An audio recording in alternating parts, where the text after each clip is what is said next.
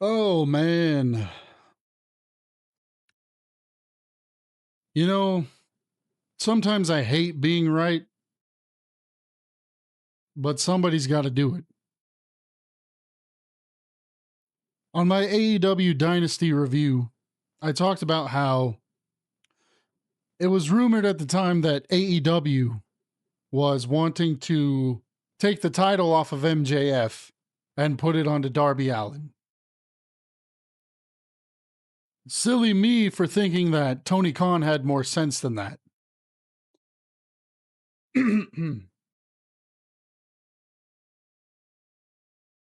I thought that Tony Khan would have at least thought this through, because the rumor at the time was AEW was trying to steal clicks away and views away from WWE by having a major title change take place on Dynamite. And my response to that was, WWE is doing plenty enough on their own to ruin their own shows. You don't need to steal views away from them. They're under almost 20,000 tickets a night for WrestleMania for the first time ever. Tony shouldn't even be worrying about what WWE is doing at the moment. Tony needs to focus on the storytelling aspect of AEW. That's what he needs to worry about right now. Putting the title on Darby Allin for a feel-good moment in his hometown crowd. You know, it's not like there were 25,000 people there, right? The crowd was okay. It was like a medium-sized crowd, and you sacrificed the long-term storytelling of your company in order to satisfy this one crowd and get this one moment you think is going to be a viral moment. Awful, awful decision made by AEW and Tony Khan. The story was right there. MJF should have held on to the belt. He's your number one fucking guy, first of all. That's number one. MJF is your number one guy. Darby Allin, when it was his time to win the title, he decided to climb Mount Everest. Okay? That's his problem. He doesn't just come back and get the moment because, well, you deserved it then, so we're going to give it to you now. No. It came and it went. This is the wrestling business. Ships sail all the time. That's why you got to strike while the iron's hot when the time calls for it. And if you don't, it passes you by. And that is the name of the game. So I don't know what the conversations looked like going into this decision, but it was a fucking piss poor decision. So we're going to cover Dynamite. I thought AEW and Tony Khan had more sense than that. I was sadly mistaken. The show starts off. MJF arrives to the arena. He didn't even realize that Darby had beaten Andrade on Sunday. Renee, the cringe master, tells him that the match is actually right now. MJF gets pissed. Darby comes out, and it appears like we're going to have an actual match. MJF says he will sue everybody if they force him to wrestle an impromptu match. He says his back hurts from wrestling for almost an hour against Kenny Omega, which was a great match.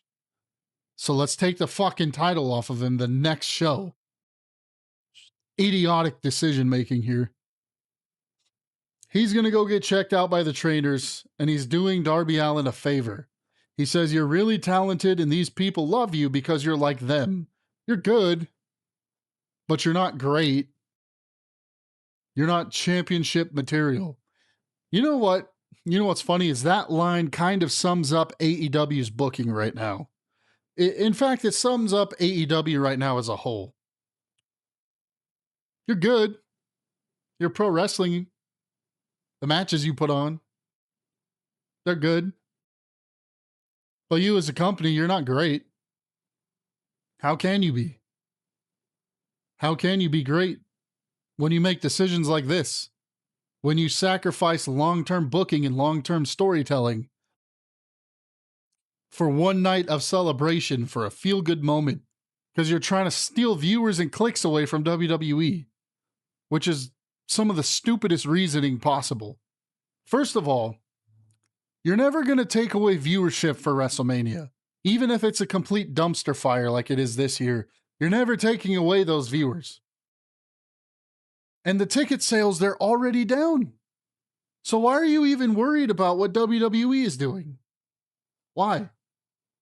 Worry about what you can do. Worry about your storytelling. The story was MJF holds on to the belt. Nobody can take it from him. You know, show after show after show, people try to take it from him. Nobody's getting the belt off of the guy. He's the number one heel in the industry. Nobody can beat him. We get to Wembley. Will Ospreay in Wembley overcomes those odds and finally gets the belt away from MJF. Ospreay becomes the number one guy. The story was there, and you sacrificed it for this shit.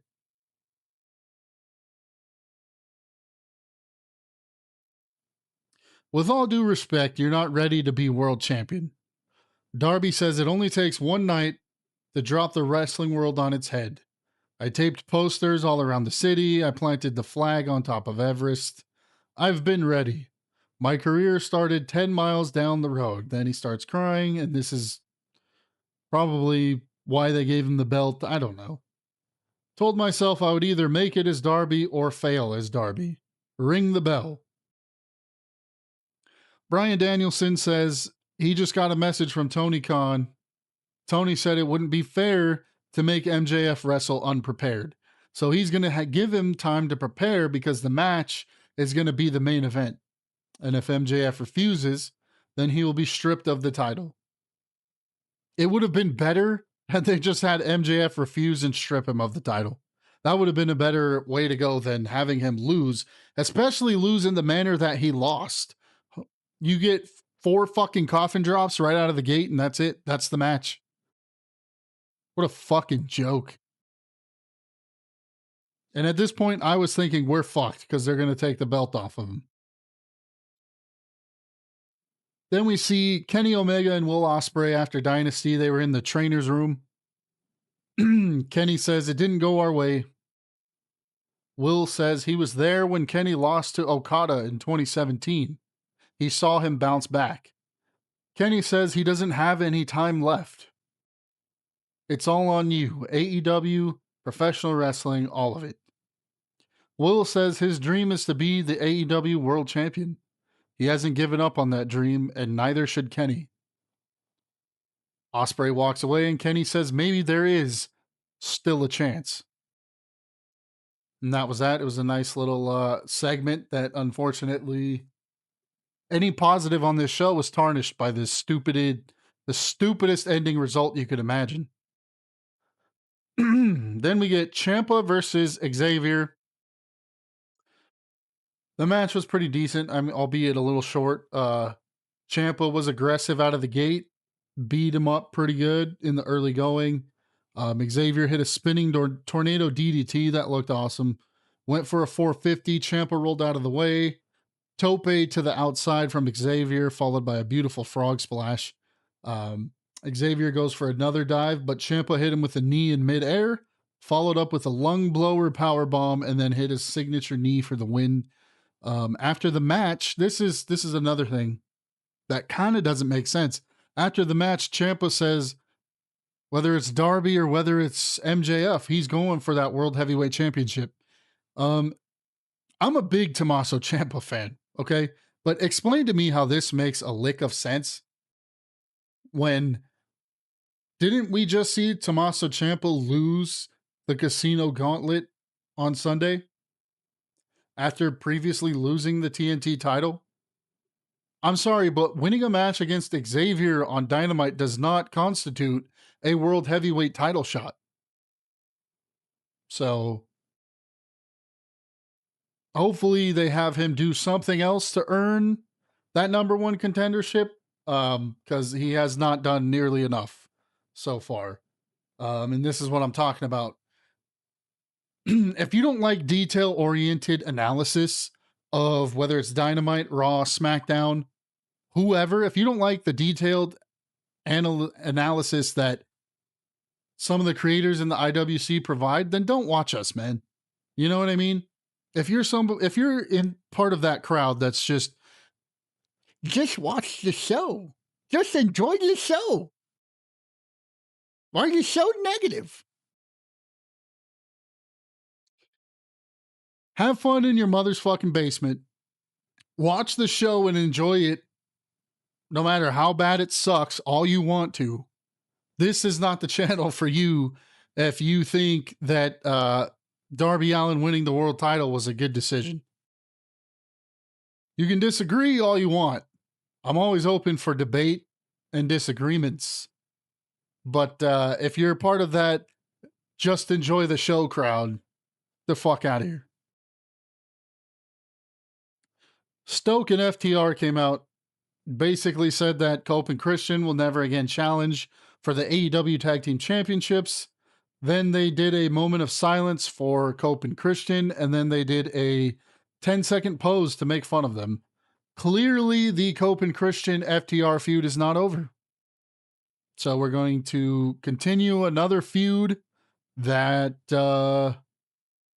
probably should have been over. It's been booked a little bit too long, so hopefully we get an end to it. I mean, this is... it's not as bad as like the Wyatt Six and the MFTs over on SmackDown, but it's getting pretty long in the tooth. So we need to end this ASAP. Hopefully we get a good blow-off match, and obviously it'll probably culminate with Cope and Christian winning the tag belts. And, we'll see. Next up, we got Kevin Knight versus Claudio. The match was good. There's just something about Kevin Knight. It's exactly like MJF described Darby Allin. He's good. He's just not, if you compare him to like WWE's young talent, right? He's good. Is he on the level of a Trick Williams? Of an Obafemi? Is he on the level of those guys right now? I'm going to say no. He needs to develop something about his character that's going to resonate with the fans more and those people watching. He needs to resonate with the audience. He has insane potential. And I understand he's a younger guy, so I'm sure he can get there. Just right now, something's missing. And he needs to figure out what it is. Claudio got the advantage early. Knight hit him with a springboard arm drag. Arm dragged him to the outside, and then he hit a dive on him to the outside. Knight goes for a few roll-ups for near falls. Then he hits a flying clothesline. Then he hits a scoop slam, followed by a standing frog splash. Beautiful sequence. Claudio rolls outside, and then he gets hit with a suicide dive. Then there was a point in the match where Claudio was sitting on the top turnbuckle. Knight went for a Hurricane Rana, and Claudio reversed it. He almost dropped Kevin Knight on his head, but he held him. He goes down to the mat, and then he picks him up over his shoulder, walks backwards up the turnbuckle to the top. Claudio's power needs to be studied. I mean, pound for pound, this guy might be one of the strongest dudes to ever step foot in a wrestling ring. Absolutely absurd. He had him on his shoulder. Claudio tossed him to the mat, so Knight lands on his feet. And then as soon as he landed on his feet, Claudio jumped off the top and hit him with a spinning European uppercut. Beautiful. Near fall. Claudio hit the swing. Knight immediately, basically no-sold the swing. Goes up top. He hit a clothesline off the top rope. And then he followed that up with the UFO frog splash for the win. Knight grabs the microphone. And this is what I'm talking about. Like, it was okay. It was an okay promo, but something's just not quite hitting.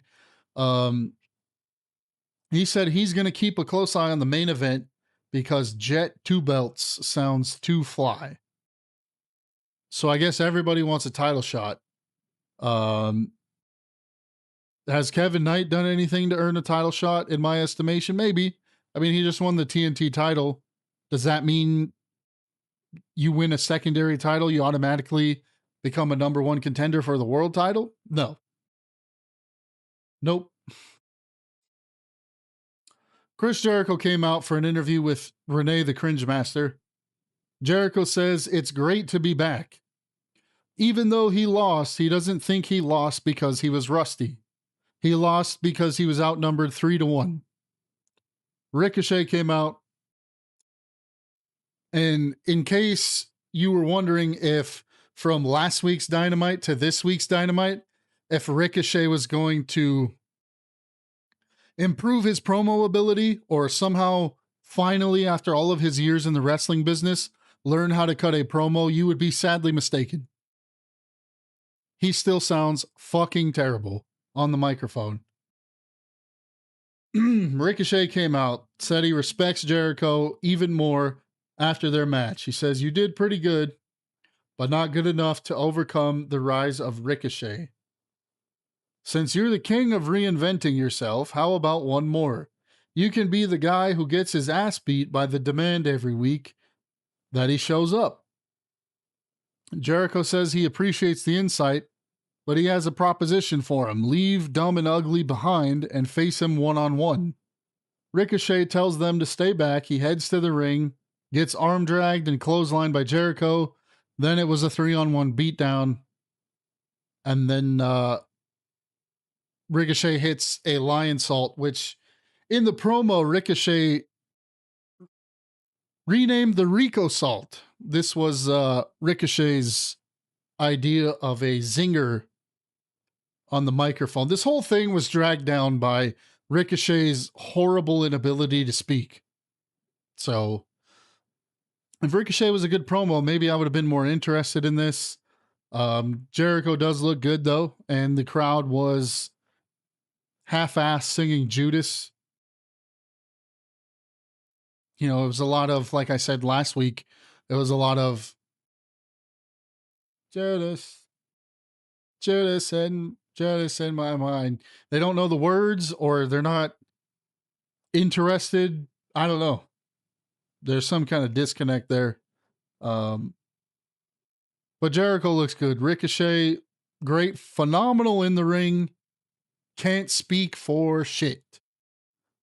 Next up, we got Will Ospreay versus Hechicero. Why this match took place, I don't know. I really couldn't tell you. It's kind of an unnecessary match. Don Callis introducing Hechicero was quite ridiculous. Ospreay's banged up. He's still selling his neck injury. He had kinesio tape all over his left arm up to the left side of his neck. Both guys traded holds back and forth. Hechicero hit a backbreaker, followed by a knee to the back for a near fall. Ospreay hit a jumping kick, followed by a phenomenal forearm. Standing, twisting moonsault, always looks beautiful. Near fall. Went for the hidden blade. It got reversed into a head scissors takedown. The way this landed, though, looked absolutely brutal. Ospreay landed right on his head. Hechicero hit a suicide dive, followed by an elbow to the back of the neck for a 2 count. Ospreay hit a beautiful stun dog millionaire, then a super kick. Hechicero locked in a triangle. Ospreay was able to reverse this into a Styles Clash, followed by the hidden blade for a win. And then Mark Davis came out, hit Will Ospreay with a pile driver, and that was it. So I guess we'll be getting Will Ospreay versus Mark Davis. I don't mind Mark Davis, if I'm being honest. I think he's somebody that doesn't quite get pushed the way he should, maybe. But it's going to be a big opportunity for Mark Davis getting involved in a program with Will Ospreay. So I definitely don't mind that. Tekla came out. I know a lot of people are Tekla fans. And I'm not saying she's bad necessarily. There's just something that, I don't know if it's something other creators in the IWC see in Tekla that I don't. To me, she's okay.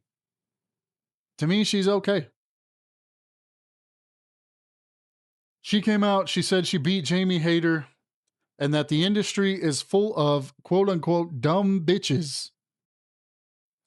Then Alex Windsor comes out, says she's not going to let Tekla say that she beat Jamie. Tekla says, I say dumb bitches and you magically appear. This got a chuckle out of me. It was a pretty good line. And then they decided on a match for Collision.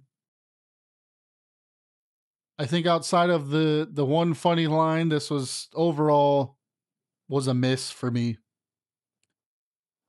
Speaking of miss and a little bit of cringe, we get Willow Nightingale versus Camille.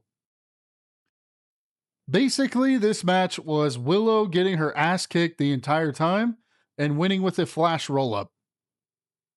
You thought that Tony Khan was going to let Camille out of Guantanamo Bay. You got another thing coming, man. The only reason that they allowed her to get out of Guantanamo Bay is because she's on the reboot of American Gladiators. So they're trying to get the rub from being like, hey, we have an AEW superstar on American Gladiators.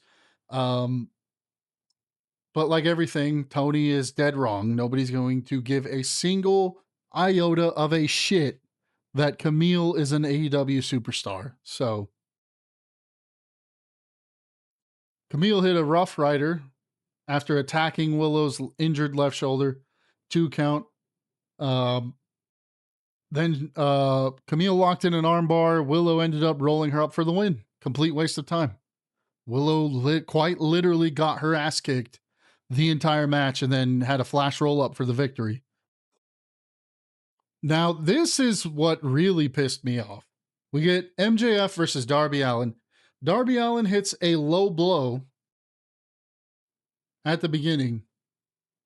4 coffin drops. And that was it. That was the match. Prime example of why AEW is where it currently is.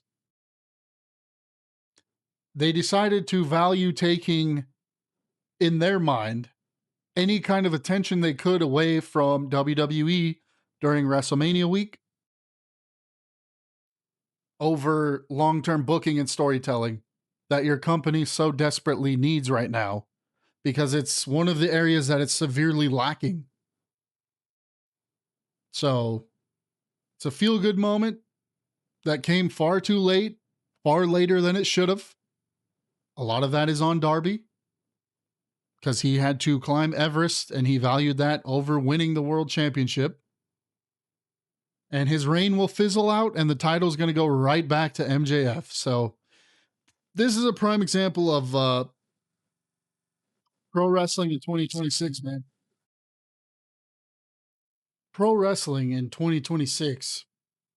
It's about chasing viral moments and views on TikTok, views on YouTube. And that's it. There's no care in the world for long-term storytelling, for long-term booking, for things that are going to captivate us week in and week out, which will in turn put asses in seats. I don't know how the creative team in WWE doesn't understand this. I don't know how Tony Khan and his creative team don't understand this. If you give us a reason to tune in versus giving us a reason to go to YouTube or TikTok instead, all it's going to do is generate buzz and interest for your show. And that's going to make us want to watch week in and week out. That's going to make us want to show up to your shows. But for some reason, we just got to chase those viral moments. That's what pro wrestling in 2026 is about. And it's fucking abysmal. And that's why the audience is losing interest rapidly in both products. So have fun with that. Continue running this failure of a business model when it comes to your creative direction on TV. And we'll see how it works out for you. As always, guys, I'm Cy the Guy. This has been another edition of the Go Home Show. We reviewed Dynamite. I will be reviewing SmackDown tomorrow live after the show. First actual live stream, so we'll see how that goes. As always, comment, like, subscribe. We're going to take this thing straight to the top. Sponsorships, not too far down the road. Collaborations, not too far down the road. So stick with me, we'll get there together. All right? You guys, don't go back and watch Dynamite if you didn't. Total waste of time. I will see you tomorrow.